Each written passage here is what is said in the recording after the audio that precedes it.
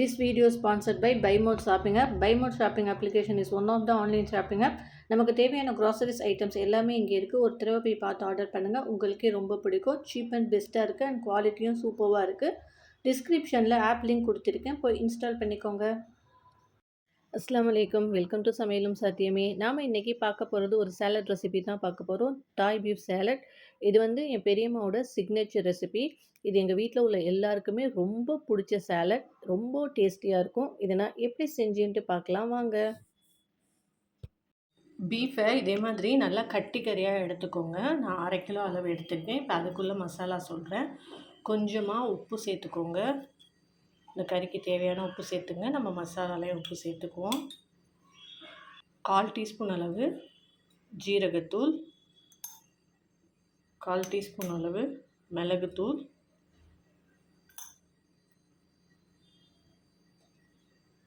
1/4 teaspoon இஞ்சி பூண்டு விழுது. நீங்கள் ஜிஞ்சர் கார்லிக் பவுடர் இருந்தால் அது கூட சேர்த்துக்கலாம்.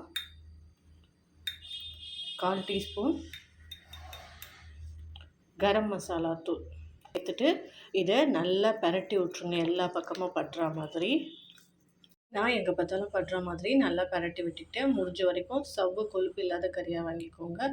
கடையில் அதெல்லாம் சேர்த்து தான் கொடுப்பாங்க. முடிஞ்ச வரைக்கும் கொஞ்சம் கட்டி கறியாக வாங்கிக்கோங்க. நான் நல்லா பரட்டி வச்சுருக்கேன். அடுப்பில் ஒரு பேன் வச்சுருக்கேன். பேன் நல்லா சூடு வரட்டும். தேங்காய் எண்ணெய் ஒரு டேபிள் ஸ்பூன் அளவு ஊற்றிக்கோங்க. இதுக்கு தேங்காய் எண்ணெய் ஊற்றி செஞ்சால் தான் டேஸ்ட் அல்டிமேட்டாக இருக்கும். இல்லாட்டி நீங்கள் கடலை எண்ணெய் சேர்த்துக்கலாம். எண்ணெய் சூடு வரட்டும். எண்ணெய் சூடு வந்துச்சு. நம்ம பரட்டி வச்சுருக்கிற கறி எடுத்து இதில் சேர்த்துக்கலாம். பிஸ்மில்லா. நம்ம பரட்டி வச்சுருக்கிற கறியை இந்த எண்ணெயில் போட்டு மீடியம் ஃப்ளேமில் வச்சு 4 பக்கமும் நல்லா ஓரளவு ஃப்ரை ஆகுற வரைக்கும் நம்ம இதை பரட்டி விட்டு எடுத்துக்கலாம். பாருங்கள், நான் ஆப்போசிட் சைட் திருப்பி போட்டேன். லைட்டாக இங்கே ஃப்ரையாக இருக்குது. அந்த சைடு அதே மாதிரி ஃப்ரை ஆகி வரட்டும். மறுபடியும் திருப்பி விட்டுக்கலாம். இதே மாதிரியே 4 சைடும் திருப்பி நம்ம ஃப்ரை பண்ணி எடுத்துக்கணும். நமக்கு கொஞ்சம் கட்டமாக அவங்க கடையில் வெட்டி கொடுத்தாங்கன்னா நம்ம ஃப்ரை பண்ணி எடுக்கிறதுக்கு ஈஸியாக இருக்கும். பட் எனக்கு இதே மாதிரி தான், நான் கேட்டதுக்கு இதே மாதிரி தான் எனக்கு வெட்டி கொடுத்தாங்க. அளவுக்கு 4 பக்கமும் நான் வேக வச்சு எடுத்துக்கிட்டேன். இப்போ இதை கீழே இறக்கி வச்சுக்கலாம். கொஞ்சம் நேரம் ஆறட்டும். ஆறின பிறகு நம்ம ஸ்லைஸ் போட்டுக்கலாம். அதுக்கு இடையில் நம்ம சாஸ் ரெடி பண்ணிக்கலாம். சாஸ்க்கு சின்ன வெங்காயம் எடுத்துக்கோங்க. உங்கள்கிட்ட சின்ன வெங்காயம் இல்லைன்னா பெரிய வெங்காயம் எடுத்துக்கோங்க. சின்ன வெங்காயம் ஒரு 1.5 கைப்பிடி அளவு எடுத்துருக்கேன்.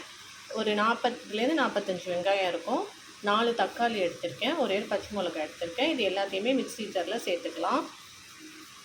இதை மிக்ஸி ஜாரில் சேர்த்துக்கிட்டேன். இதை நைஸ் பேஸ்ட்டாக அரைச்சி எடுத்துக்கலாம். இதே மாதிரி அரைச்சி எடுத்துக்கோங்க. அடுப்பில் ஒரு கடாய் வச்சுருக்கேன். இப்போவும் தேங்காய் எண்ணெய் ஊற்றிக்கிறேன். தேங்காய் எண்ணெய் ஊற்றிக்கோங்க. செம்ம டேஸ்ட்டாக இருக்கும். அப்படி இல்லைன்னா நீங்கள் கடலை எண்ணெய் ஊற்றிக்கோங்க. ஒரு 2 to 3 டேபிள் ஸ்பூன் அளவு ஊற்றிக்கிறேன். கொஞ்சம் கூடவாக ஊற்றிக்கோங்க. இப்போ அரைச்சி வச்சுருக்க வெங்காயம் தக்காளி விழுது இதில் சேர்த்துக்கலாம். பிஸ்மில்லா. அந்த மிக்ஸி ஜாரில் லைட்டாக தண்ணி விட்டு அலசி ஊற்றிக்கோங்க. நிறையா ஊற்றிடாதீங்க. நம்ம சேர்த்துட்டோம். அடுப்பை மீடியம் ஃப்ளேமில் வச்சு நல்லா ஒரு தடவை கலந்து விடுங்க. நல்லா கொதி வருது. இப்போ இதுக்கு தேவையான உப்பு சேர்த்துக்கலாம். நம்ம கறியில் உப்பு போட்டிருக்கோம். இந்த சாஸ்க்கு தேவையான உப்பு சேர்த்துக்கோங்க. ஒரு 1/2 டீஸ்பூன் அளவு காஷ்மீரி சில்லி சேர்த்துக்கிறேன். நான் கலருக்காக இது சேர்க்குறேன்.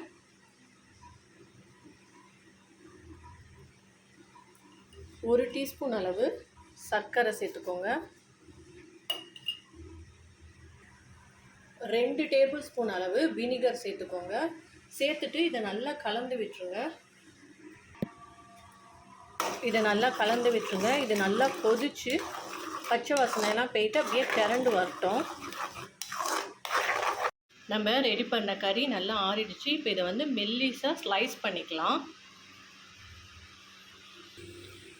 பாருங்கள், நம்ம அது ஃப்ரை பண்ணதுலேயே ஓரளவு நல்லா வெந்திருக்கு. அந்த சாஸில் போட்டு பிறகுனா இன்னுமே வெந்துடும். சாப்பிட்றதுக்கு கரெக்டாக இருக்கும். இதே மாதிரியே ஸ்லைஸ் பண்ணி நீங்கள் எடுத்துக்கோங்க. நான் ஒரு கையில் கேமரா வச்சுட்டு எடுக்கிறதுனால என்னால் கட் பண்ணுறதை எடுக்க முடியல. பாருங்கள், நான் ஸ்லைஸ் பண்ணி எடுத்துக்கிட்டேன். இந்த அளவுக்கு மெல்லிஸாக ஸ்லைஸ் பண்ணி எடுத்துக்கோங்க. பாருங்கள், நான்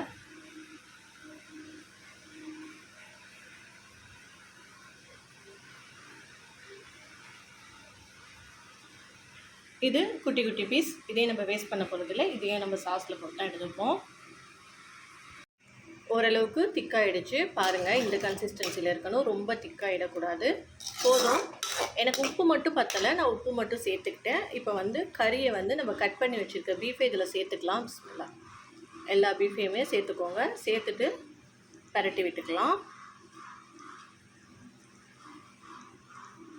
அந்த சைடில் வெட்டின குட்டி பீஸ் எல்லாத்தையுமே சேர்த்துக்கிட்டோம். சேர்த்துட்டு நல்லா கலந்து விட்டுருங்க. கறி வந்து உடையாது. ஏன்னா வந்து உங்களுக்கு பாதி குக்காக இருக்கிறதுனால அது கலையவும் செய்யாது. இருந்தாலும் கொஞ்சம் கேர்ஃபுல்லாக லைட்டாக நல்லா அப்படியே பரட்டி விட்டுருங்க. கொஞ்சம் நேரம் இந்த சாஸ்லேயே இந்த கறி குக் ஆகணும். நான் ஒரு தடவை மறுபடியும் பரட்டி விட்டுட்டேன். அப்படியே சிம்மில் வச்சுருங்க. ஒரு 10 நிமிஷம் இருக்கட்டும். இடையில வேண்டாம் 2 தடவை லைட்டாக பரட்டி விட்டுருங்க. அந்த சாஸும் கறியும் நல்லா சேர்ந்து வரட்டும். நான் உருளைக்கிழங்கும் 3 உருளைக்கிழங்கு 2 பீட்ரூட் வந்து வேக வச்சுருக்கேன். இதை தோல் எடுத்துகிட்டு வந்துக்கலாம். உருளைக்கிழங்கு அவிச்சிட்டு தோல் எடுத்துகிட்டு வச்சுருக்கேன். பீட்ரூட், தக்காளி, வெங்காயம், கோப்பீஸ் இது எல்லாத்தையுமே ஸ்லைஸாக கட் பண்ணி எடுத்துக்கலாம். ரவுண்ட் ரவுண்டாக. கோப்பீஸை வந்து எதில் பிரித்து எடுத்துக்கலாம். நல்லா சாஸ் வந்து பீஃபோடு சேர்ந்துருச்சு. ஓரளவுக்கு திக்காகிடுச்சு. போதும், ரொம்ப திக்காகக்கூடாது. அந்த சாஸ் வந்து கொஞ்சம் வாட்டரியாக தான் இருக்கணும். இந்த அளவுக்கு தான் இருக்கணும். நான் அடுப்பை சிம்மில் வச்சு பரட்டி விட்டதில் மொத்தம் எனக்கு 20 நிமிஷம் ஆச்சு சாஸ் வச்சு. இப்போ அடுப்பை ஆஃப் பண்ணிக்கலாம். நம்ம இப்போ சாலட்க்கு எல்லாம் ரெடி பண்ணி எடுத்துக்கிட்டோம். நான் வந்து எதெல்லாம் கோப்பீஸை பிச்சு ஒரு பிளேட்டில் வந்து இதே மாதிரி அடுக்கி வச்சுருக்கேன். எல்லாத்தையும் ரவுண்ட் ரவுண்டாக கட் பண்ணி எடுத்துக்கிட்டோம். தக்காளி, வெங்காயம், உருளைக்கிழங்கு, பீட்ரூட், அப்புறம் நமக்கு வந்து பீஃபும் ரெடியாக இருக்குது. இப்போ இதை அரேஞ்ச் பண்ணிக்கலாம். ஏற்கனவே நம்ம வந்து கோப்பீஸ் வச்சுட்டோம். இப்போ வந்து பீட்ரூட்டை வந்து ஒன்று ஒன்றா வரிசையாக வச்சுக்கோங்க. இப்போ பீட்ரூட் வச்சுட்டோம். இப்போ உருளைக்கிழங்கு இந்த பீட்ரூட் மேலே ஒன்று உருளைக்கிழங்கையும் வச்சுருங்க. அப்படியே எடுத்து அப்படியே சாப்பிட்ற மாதிரி.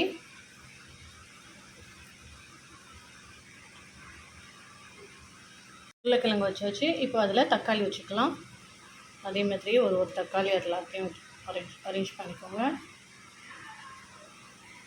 இதற்கு மேலே வந்து வெங்காயம் அரேஞ்ச் பண்ணிக்கலாம். இது எல்லாம் அரேஞ்ச் பண்ணப்போ நம்ம பீஃப் ரெடி பண்ணி வச்சுருக்கோம்ல, அதை எடுத்து இதே மாதிரி ஒன்று மேலேயும் வச்சுக்கோங்க.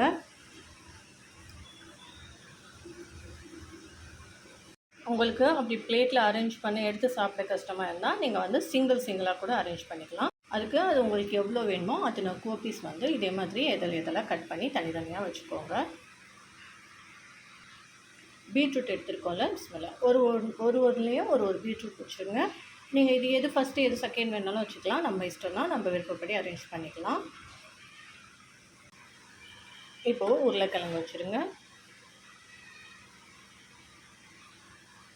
இது அப்படியே ஒன்று எடுத்து சாப்பிட்றதுக்கு கம்ஃபர்டபுளாக இருக்கும். ஆனால் எங்கள் வீட்லலாம் எங்கள் பெரியம்மா வந்து அந்த பெரிய பிளேட்டில் ஒரு 2-3 பிளேட் பெரிய பிளேட்டில் வந்து அரேஞ்ச் பண்ணிடுவாங்க. நாங்கள் எல்லாம் ஒன்றா உட்காந்து சாப்பிடும் அல்ஹம்துலில்லாஹ் அது ஒரு செம ஜாலியாக தான் இருக்கும். இப்போ வந்து தக்காளி வச்சுக்கலாம்.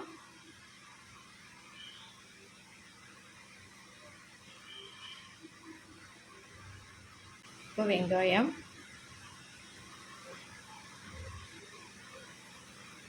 வச்சுட்டோம். இப்போ வந்து பீஃப் வச்சுக்கலாம். பீஃப் வச்சுட்டு அரேஞ்ச் பண்ணியாச்சு. சூப்பரான ஹெல்த்தியான பீஃப் தாய் சாலட் நமக்கு ரெடி ஆகிடுச்சு.